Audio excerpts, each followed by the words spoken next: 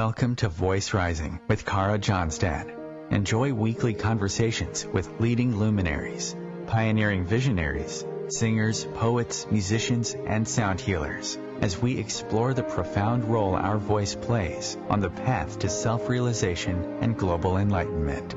The internationally acclaimed singer, composer, author, healer, recording artist, voice expert, creator of Voice Your Essence, and founder of the School of Voice, Kara Johnstad uses her extraordinary spiritual gifts to empower others. Everything in this world vibrates. Everything has a frequency. A pioneer in the field of voice work and transformational songwriting. Her breakthrough methods are helping thousands of people worldwide fine-tune their body-mind-spirit system and unlock the energetic frequencies of limitless creativity, health, and abundance. Share your voice, ask your questions, join in the conversation. Receive life-changing, positive transformation and rise together to create a sound world. And here's your host, Kara Johnstad. Hi, everybody. Welcome to Voice Rising. Today I have in studio with me Phyllis Douglass, a quantum sound alchemist, intuitive healer, sound therapist, and musician who weaves divinely inspired vocals, chants, and spoken word with indigenous and sacred instruments to create transformative and etheric soundscapes. Phyllis is a direct conduit singing and speaking in her angelic Adamic language. Her vocalizations serve as a carrier wave for quantum light codes and frequencies transmitted from source and telepathically from star beings. So welcome, Phyllis, to Voice Rising. I'm so happy to have you with me here today. Well, thank you so much. I'm so excited to meet you, so to speak, and be with you. Definitely. Beautiful. Yeah. Phyllis, you're a medicine woman, and you live this profound connection where the angels really speak through you. I'm hoping that I'm grasping this correctly. The work that you do in this lifetime, the path that you're on. What is the most profound and powerful experience you remember from your childhood that was directly connected to the power of your voice? Well, it is interesting. I had not realized that I was surrounded by angels when I was a child. They were just imaginary friends, type of thing. But for me, I always had very deep spiritual experiences, both positive and negative, growing up. But I never spoke of it because I did not realize that everyone didn't have those experiences. I didn't realize that they were unusual. But for whatever reason, even when I tried to speak of it, I never could. I never really told anyone until I was in my teens. And I mean, the most profound experiences for me would be like out-of-body experiences and so forth when I was a child, or kind of leaving my body and going off and being with these beings. And it's interesting that as an adult, I'm having these remembrances of doing these things as a child. And it hadn't stuck in my mind because as a child, I just thought it was normal. But I think my biggest thing, I'd always heard of angels. People would have these stories of angels coming and saving them and things.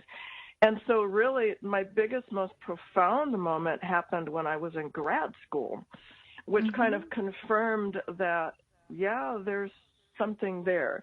You know, sometimes as you're evolving spiritually and these things begin to happen, you want that confirmation that what you're experiencing is actually a real thing. But I was standing at the top of a very long cement staircase going down to visit a friend, and when I took that first step, I missed it. And the next thing I knew, I was just enveloped in this. As I was enveloped in this blue kind of sparkly light, and it was only seconds. Next thing I knew, I was standing at the bottom of the staircase, and I was As placed if you there flew. down. Yeah. It's like I flew down, and I stepped on that first step I took. I actually took at the bottom, and so I stepped on that foot, and I was just like, I just yelled, "Thank you," and I ran into the building. because it scared me too, and it was so funny because it was just this acknowledgement that, oh dear God, that they are, and so I knew without a shadow of a doubt then that they're angels, and then the recognition and the conversation really began then, but I didn't begin consciously speaking my angelical language. It started to come out a little bit, maybe about 10 years ago. I would sing, and it would just be kind of this language that I recognized, and it felt good, and I was able to heal myself and so forth. And then one day I was working with a client, I'm doing some energy work, and an angel came and said, "You are now going to begin singing to your clients." And I was like, okay. So I kind of leaned down and I whispered in my client's ear and I said, "Apparently I'm going to sing to you." And he said, "Okay." So I'm kind of down with that, yeah. And that's kind of how it began, that I was singing. But there wasn't that realization until an experience. There wasn't a realization that who I am, what I am, until I was in Sedona. And I was there for kind of an energy healing workshop training. And I was on the table, and the woman said, "I don't know why I'm being guided to do this." But she had this technique it was called a halo opening. And she said, "I'm being guided to open your halo." And I said, "Okay." So she did. And I left my body, and I went up with the angels, and I was talking to them in my angelical Adamic language, which is the language of God. And so she had a challenge bringing me back into my body. It's like 20 minutes later, she's shaking my leg, and she goes, "Oh my God, she's I couldn't bring you back." Yeah. And so, but when I answered her, I spoke to her about my experience. I was speaking in my angelic language. I couldn't speak English. It was like 7.5 hours later. So I could hear English, and I could understand it and think I'm speaking English, but when I opened my mouth, I was like translating the English into the angelical language. And yeah, no. I mean, I'm happy you're back. I can imagine that's very scary if someone is giving a session and suddenly somebody doesn't want to come back into their body. So it's great that you were, able to arrive back into this body. Yeah. Well, and that was the first time that the recognition hit. And I'm like, and so what the angels told me is, this is your first language. English is your second language. And so from that point, I began to speak fluently, and I can translate it when it's translatable, because it's a frequency-based language. I can sign it. I can write it. Yeah. So that's kind of how Yeah, I was going to ask you, do you think so you have of course, the English language, but that answered the question that I had here was actually the mother tongue, which I was assuming was English, and then the Adamic language. But if you look at children, they're all happily connecting in the most beautiful babbling sounds and creating melody with every movement. Do you think that is the same language, that we all arrive on Earth with this connection to the angels and with that language, and we lose sense of that? Or is it yes and no, because when I think of children, they're just connected. So when you're connected, the languages, there's many levels of light language, and it's really just connecting to self and being able to take that beautiful flow of frequencies and translate them into something. So children, and when I was a child too, I would just bust out in this nonsensical song, and I would feel elevated and elated and happy and loved and all of that. And I think that's really what children are so tuned in, tapped in, plugged in, right? Yeah. That they have no filters. They haven't created any filters yet. So they have that beautiful frequency that just flows through them unimpeded. It's not until later that they start to build the filters with the beliefs and the storylines and the narratives that run through. So, yeah, that would be kind of I think that's exactly what happens. And then we lose our freedom and liberation. And I think our freedom is really is more in alignment with fluidity. And we're fluid, beautiful beings of light. There are no boundaries or borders or there's nothing to filter through when we can really truly awaken and detach from identity, right? We want to, as an awakened being, we want to be unidentifiable. And so when we can, yeah. Oh, no, I was going to say, no, finish your thought, please. Yeah, I was going to say when we can be unidentifiable, that's when we can recognize fully our true essence and what that entails. Well, I mean, that's fascinating, because I would think unidentifiable, that every essence or every unique sound print, we have a unique signature tone, a soul tone. That was just my thought. So I would think that there's an expansiveness, but at the same time, a clear identity. But you perceive it as being a pure consciousness is much more vast, and it is unidentifiable. Well, I would take that into what the angels were telling me, and what I've in teachings I've received. Mm-hmm. We're an individuation of God, but that everything that identifies us when we are in our physical form is an experience. Mm-hmm. And so everything that we do to share our gifts in this world is a method, a tool, or a technology, right? And so when we're talking about we all have an individuation from other beings, because we do all have our own tone, our own sound. But it's still not it's not the type of identity that I'm speaking of. The identity that I'm speaking of is like, I am a mother, I am a teacher, my name is Phyllis, and all of that. It's kind of like Phyllis is just the name I was given so that people could recognize me, talk to me, and so forth. But Phyllis is not who I am, right? Right. And I'm a mother, but being a mother is not who I am. I am a beautiful being of light who's having an experience after experience after experience until I take that final exhalation and I transition back into my original form. Right. If we go back to that idea of the halo being opened, I would see that as the 8th chakra. And if we talk about the essence and the innateness, the innate, if you look at it, it's actually the 8th innate. Do you see it the same, that the halo is actually, if we have the crown chakra as the 7th chakra, that the halo would be the opening of the 8th chakra? Okay, so what I was taught, because I do halo openings as well. Yeah. And so the halo opening is the opening of the crown portal. Mm-hmm. They call it a portal. They're like, it's not really a chakra, it's just a portal because it's an opening. Okay. So they talk about the opening of the crown portal, the opening of the mouth of God, which is at the base of skull, where we communicate with source. The amygdala, which is right alongside above the temple, the third eye, and then the pineal gland.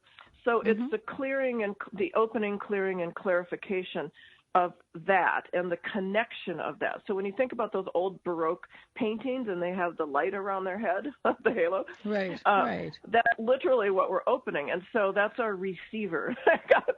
That's how we can receive information and we can send information.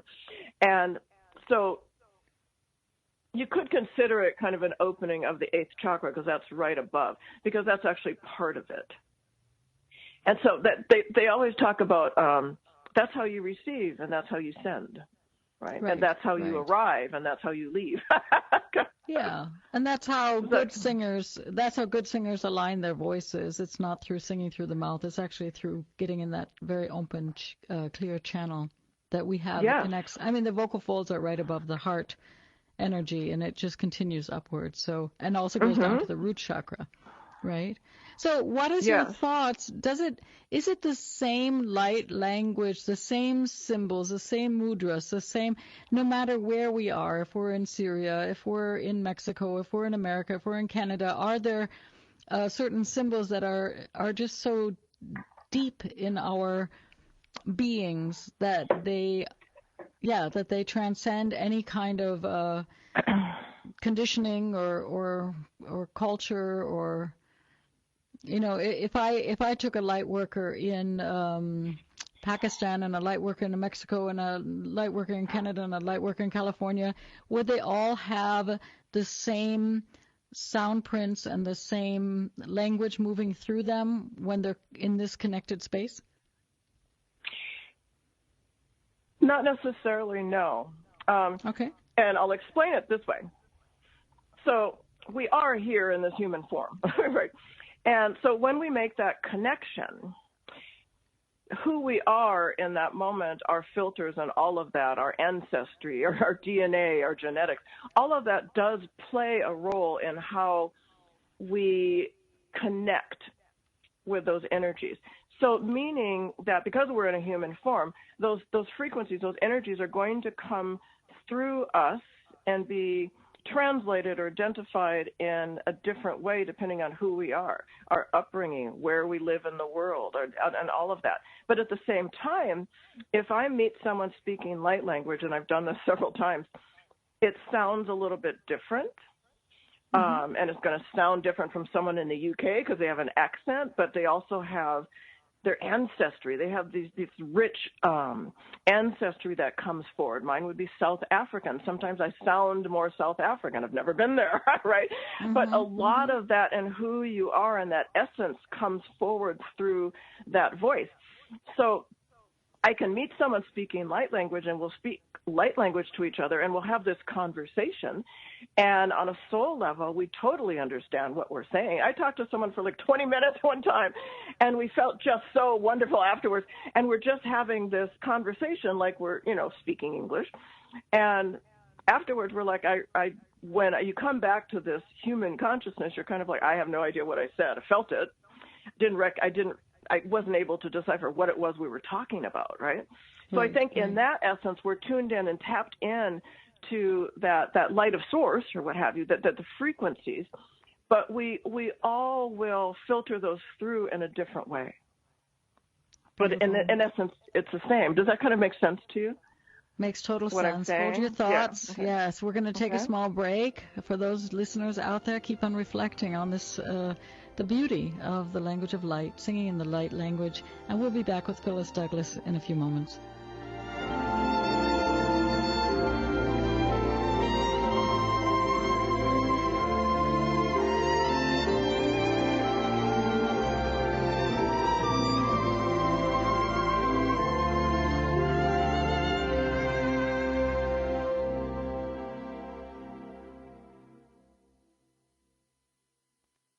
The cutting edge of conscious radio, OMTimes Radio, IOM FM.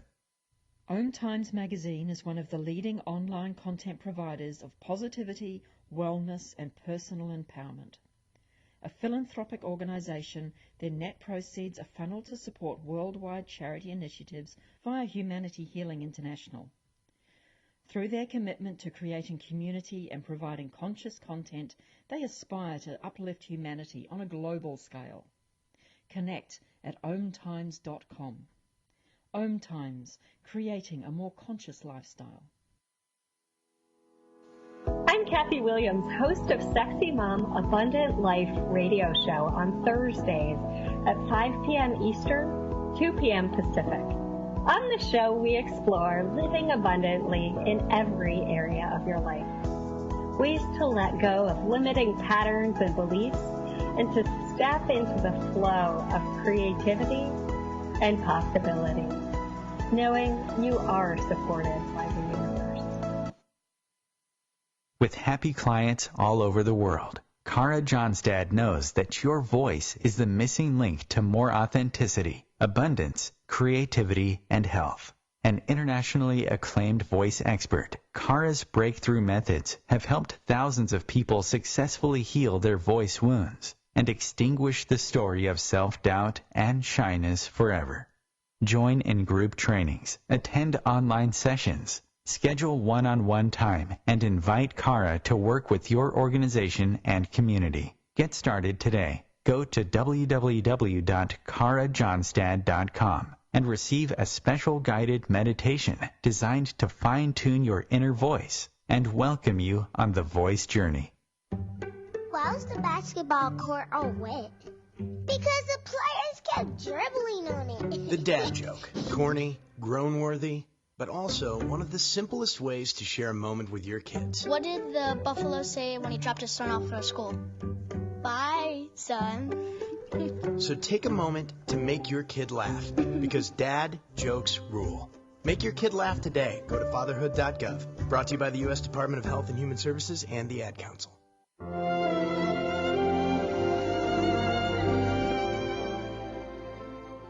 Welcome back to Voice Rising. I am your host, Cara Johnstad, and today I am in studio with Phyllis Douglass, a quantum sound alchemist, intuitive healer, sound therapist, and musician. So we were talking a lot about the light language, the angelic Adamic language that you sing in and communicate in and speak in. We know that we live in multidimensional reality. I mean, this is slowly science is catching up with all the beautiful healers and the meditators of this world. What are, Phyllis, can you give us a glimpse into some of the practices that you teach that help us reconnect not only to our own vibrational frequency and voice, but also the voices that do surround us? When you say voices that do surround us, what are you referring to? Well, I would say as a voice worker myself that we have many voices from the other realms, let's say angelic voices. We have everybody knows who has an animal that we feel or we sense that we can communicate clearly, also telepathically with the animal. We have also the voices of our parents and our teachers that have conditioned us so that we have the work, I would say, to really discern which voices do serve us, which belief systems and conditioning serve us, don't serve us, and where is our inner voice. And as you said in the beginning of the show, what is that pure essence that we want to tap into and tune into, and where can we perhaps let go of certain conditionings and belief systems that no longer serve us. I mean, as a mother myself, okay. Right? Mm-hmm. As a mother myself, I would say myself on my journey, of course, once in a while I hear my voice repeating certain patterns from past where I'm like, wow, did that really come through my voice? Well, that's really fascinating. I get to look at that one. I understand, yeah. Yeah. So I think that we're surrounded by voice, and we are voice. I mean, I'm a voice worker. I'm a voice healer. And so which practices do you have? I know that you do soul alchemy songs. Which practices do you have that support us to come back to that, that essence, as you would say? Okay, got it. All right. I just wanted clarification on this so I could answer that question. Well, it was interesting. I had all of these tools and methods and things that I would utilize, and working with the angels, they said, we want to teach you something, that the true essence resides inside, and there are no intermediaries needed. No tools or techniques are actually needed. But the tools and techniques, as I was arguing with them, is actually what allowed me to get to this point. And they're like, yes, but then we want you. So I can explain it in this way. I'm an angelic, and so I was born with an unbroken connection with the angelic realms, that full recognition. And I've never been disconnected from that. And so what my mandate is to teach people in a very simple way that they are God, that they are an individuation of God. But everything that you would teach, all of the tools that, you teach classes and workshops and things. And so what the angels had wanted me to do was, they're like, human beings, they really like to muddy up the waters when God made it so simple. And so when I'm speaking of meditation, one of the key things is meditation. It's silent meditation in stillness. And what the angels say, it's not a doing meditation. You can literally walk into a room, sit down, and say, hello, God, here I am, and begin to feel something happening, like that connection, because it's through our intention and on our awareness, right? So whatever we put our power energy towards, we create that instance. And so when I teach, and I have a goddess group and so forth, that women come, we do meditation, and I do what I call opening awareness. And so I'm bringing in the teachings or the energies and the frequencies and the encoded passages and all of that through my voice to awaken something within my students. And those frequencies are also alchemizing, and they work on helping to release karmic dross, I like to call it, releasing karma, and to also opening up, helping with the activating and opening up the nervous system so that they can actually become the vessel that they truly are. And so as we're bringing in the essence, the true essence of who we are, that light is coming down because we're being allowed to ascend in physical form, right?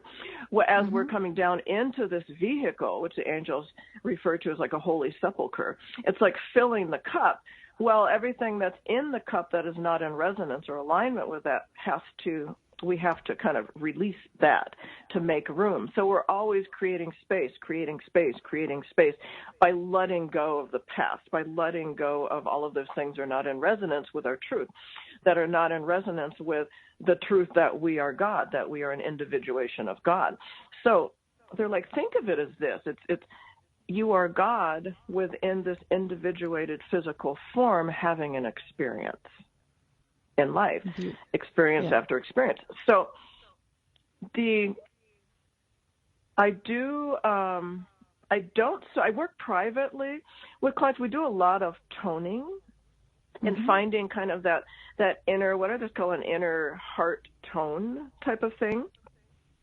And I think you work with something like that as well. I'm not sure, but it's finding in that space of stillness what that tone is, that note, that frequency that is being translated into some sound that is recognizable as you. And so we'll do that in private and group work. But all of the work that I do is really about bringing people into the frequency of the angels and their higher guidance, and then letting that work with them. Beautiful. So you're also, besides giving classes and giving sessions, you also are a musician, and you create pieces of music that you publish or release to support this energy field. You've created a piece of music called The Midst of Ascent. Can you tell us a little bit more about this piece? I'd love to share it with the listening audience.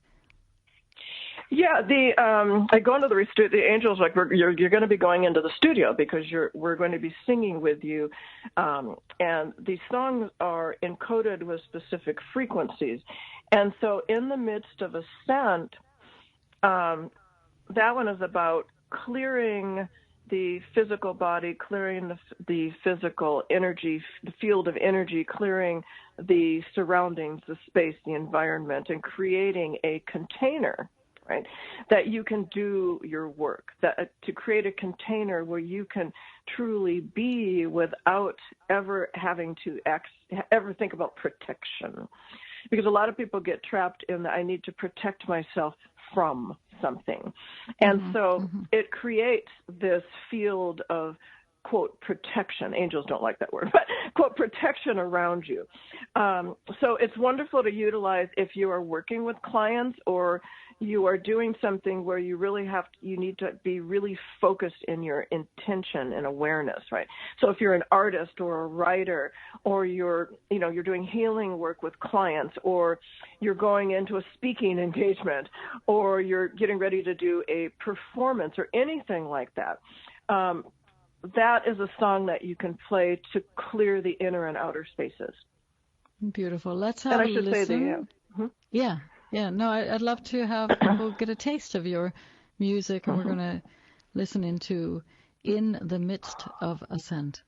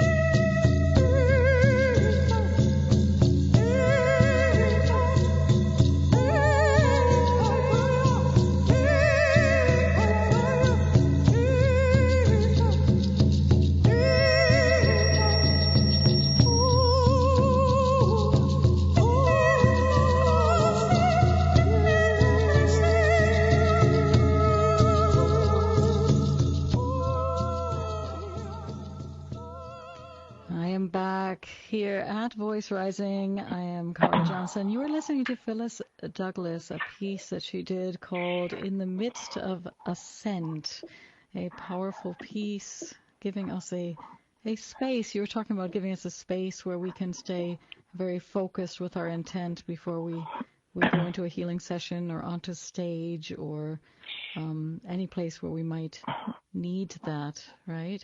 Yeah, and the angels, as it was playing, the angels were like, "There's one thing you must make clear." Share with me. Because what they were saying is that basically it clears and attunes and prepares a space for healing, meditation, or ceremony. They're like, you can simplify that. But also they're saying the protective environment that's created is when you're doing creating an outdoor environment, a container outdoors. But it's at the end of that song, they're also calling in the 7 directions. You're invoking the 7 directions. So we're going east, south, west, north, and then up to source and down to sentient earth, and then into the heart-centered self. Beautiful. So, 7 directions. This is almost like a scale, a musical scale, right?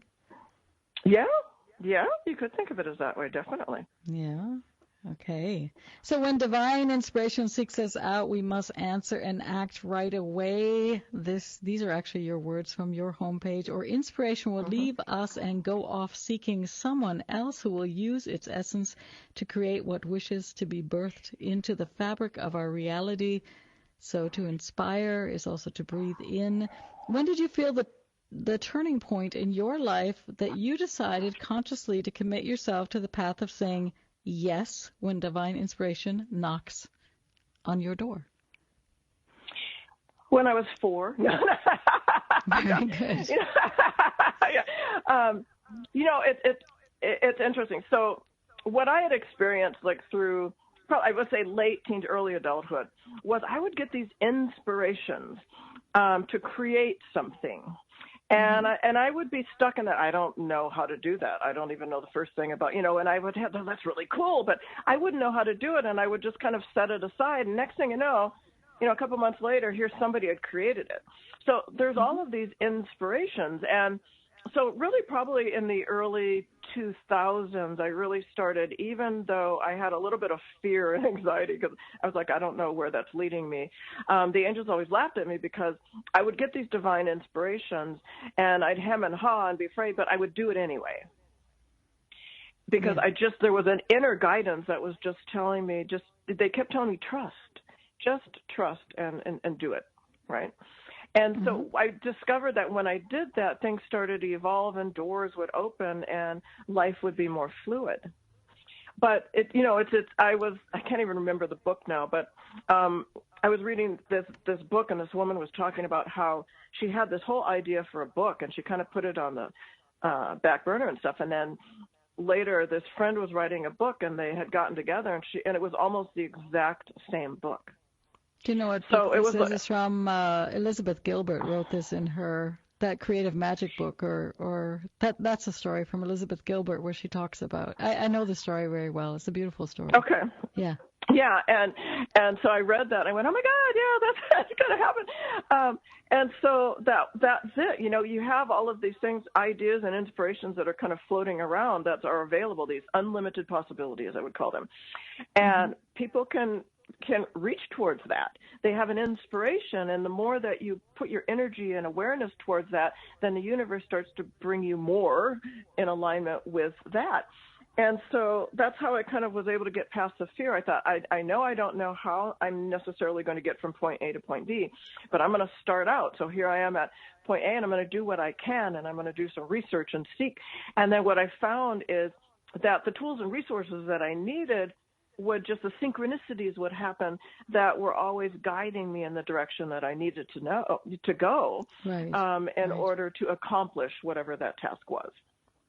Beautiful. So let's hold that thought again and think about your big projects, your big magic projects that you want to be inspired and follow through on. And we're going to be back in a few moments with Phyllis Douglass.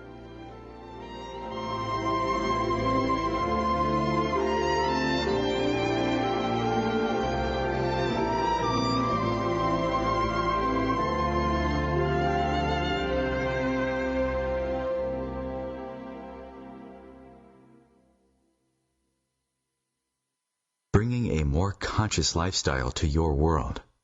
OMTimes Radio. IOM FM. Ascending Hearts is no ordinary dating site, but a spiritual dating site with a purpose, to link you with your soulmate. We engineer the serendipity so you can trust that you will attune with someone that has the same matching vibration as you. Ascending Hearts, the conscious dating site for the spiritually aware. Try Ascending Hearts for free. AscendingHearts.com. Hello, I'm Sandy Sedgbeer, host of OMTimes Magazine's flagship radio show, What is Going On? My passion is sifting through information, research, and innovations from new thought teachers, speakers, and researchers pushing back the boundaries of what we know about life, energy, metaphysics, and the universe. I love shifting perceptions about who we are, why we're here, and how quickly impossible becomes normal when we open our minds, expand our awareness, and accept that the only limits that exist are those we place upon ourselves. So if you're the kind of forward-thinking, eager investigator of what lies beyond the current reality that most perceive, why not make a date to come play with me in the field of possibilities at 4 p.m. Pacific Time, 7 p.m. Eastern Time every Thursday, and together we can discover what's really going on. Imagine being fired because of who you love. Imagine being denied medical treatment because of who you marry. Imagine being evicted because of who you are. Millions of Americans don't have to imagine this. They have to live it. Because in 31 states, it's legal to discriminate against LGBT people. Get the facts at beyondido.org. Brought to you by the Gill Foundation and the Ad Council.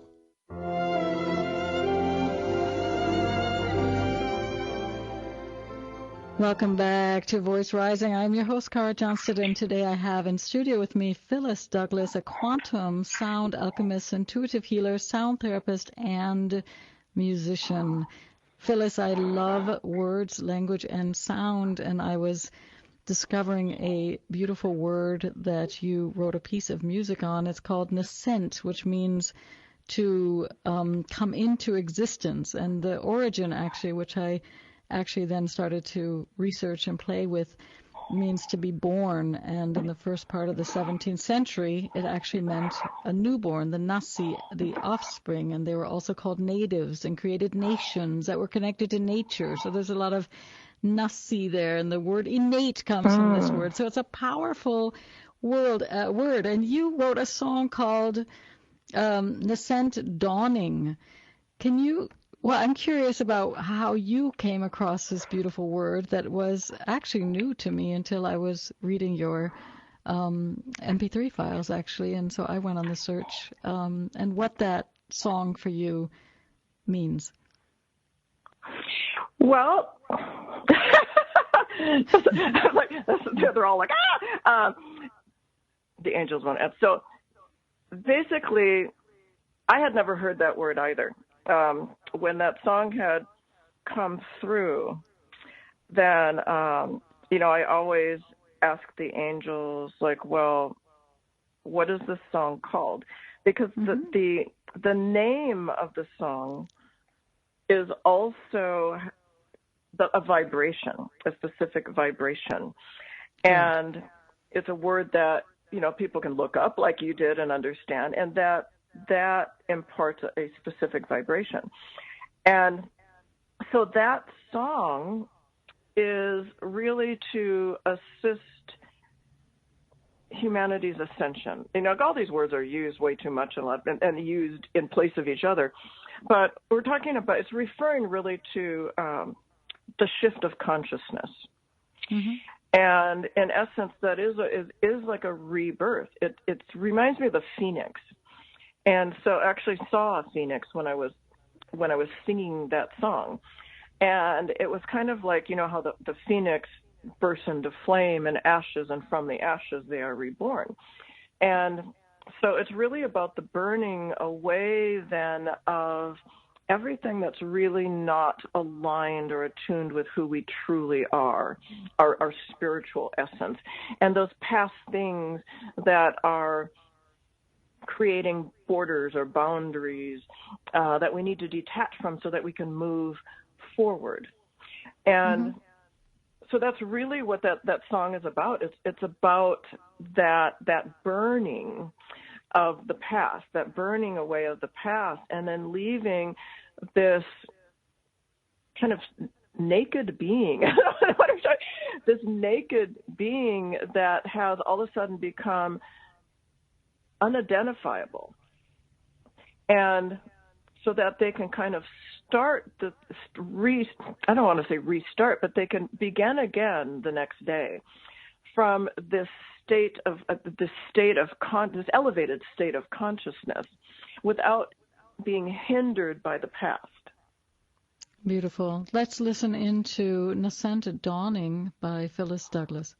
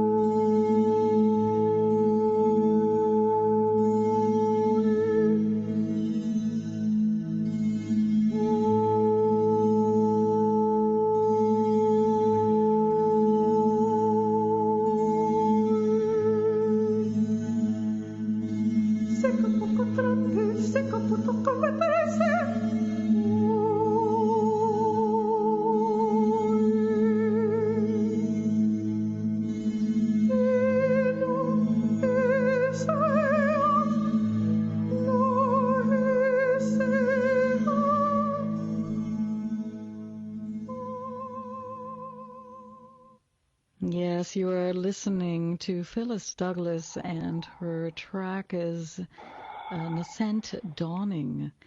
So, Phyllis, you were given the spiritual name Vox Angelus, meaning voice of the angels, by your teacher, Coyote the Blind, in 2017. Is there something that you would love our listeners to know about the voice that you yourself have experienced as something of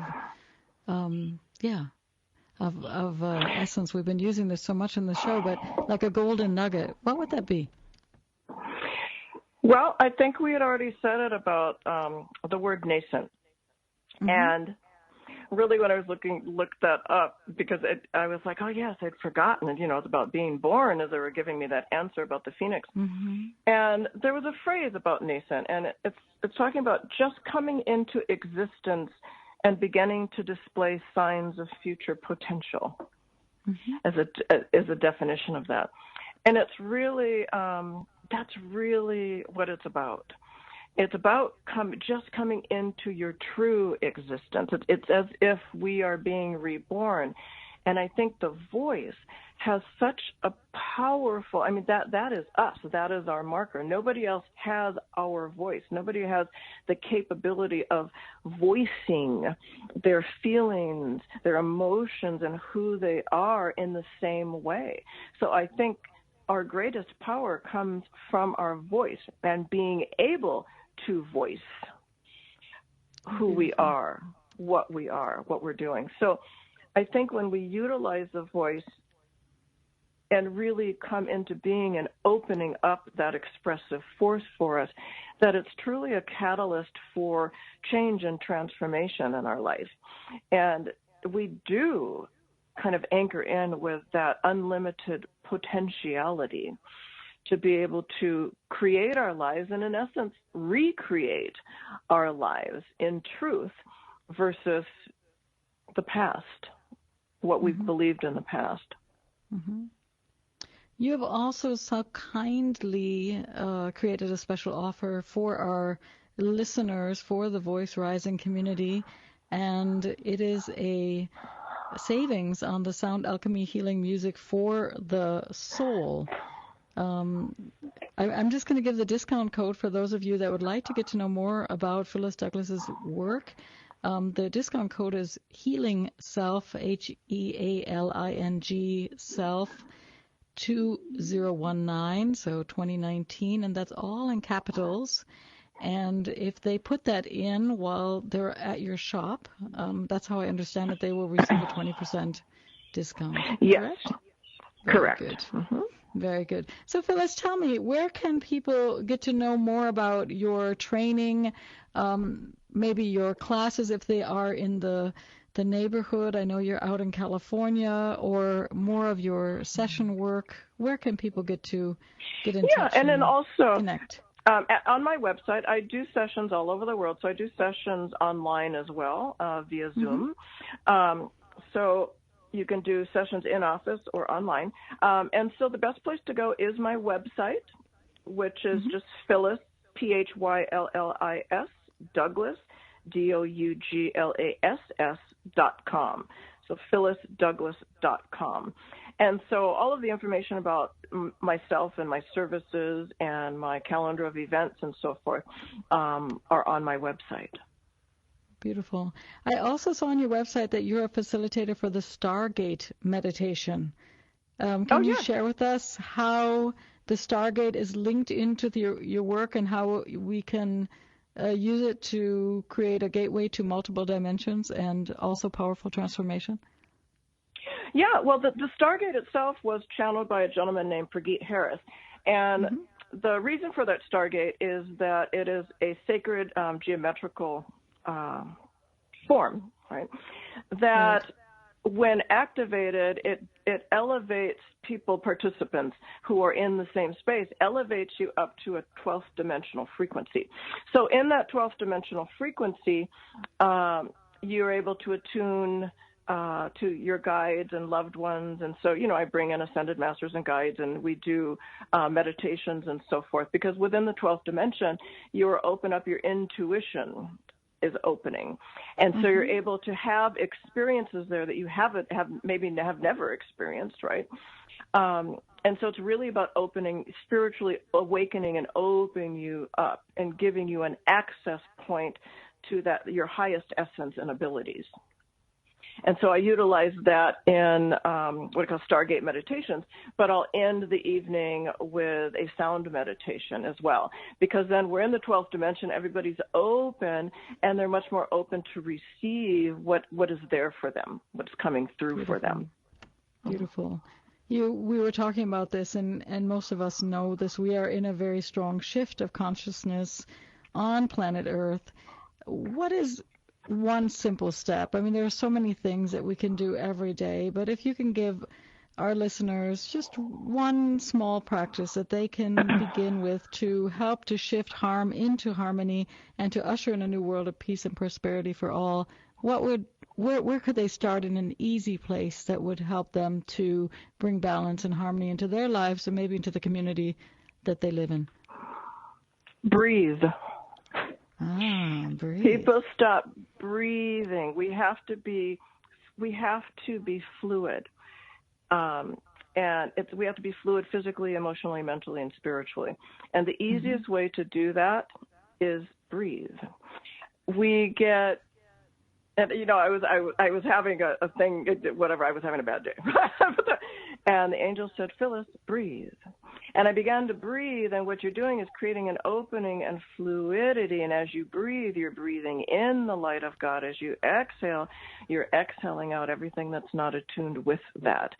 And so typically when we have anxiety and depression, when we're angry, when days just aren't going well, even when they are, we have to breathe because we have to keep fluidity of the energetic fluidity throughout our body. So that the one key thing that I will tell people is breathe.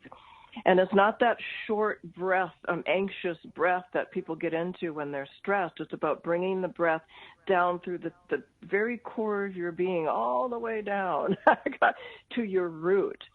It's that posterior, lateral, full body breath. So the deep so we have breathing. to get back. Yes, we have to get back to conscious breathing. Conscious breathing. That is very beautiful. So yes, we are coming to the end of this wonderful show, Phyllis. I thank you so much for being with us today and sharing your journey as a quantum light worker, as a intuitive healer, as a singer of the light language, also a singer, I'm sure, also of English once in a while when it slips in there, a lover, I'm sure, of poetry and beautiful books, which is all voice work. And I think it's exciting. I think you also have a new book coming out, so you guys, I did see that, so check it out. Phyllis Douglass. I do. Yeah, thank you so much for being with me at Voice Rising today. Oh, thank you so much for having me. Have a beautiful day. You too. Blessings. Mm-hmm.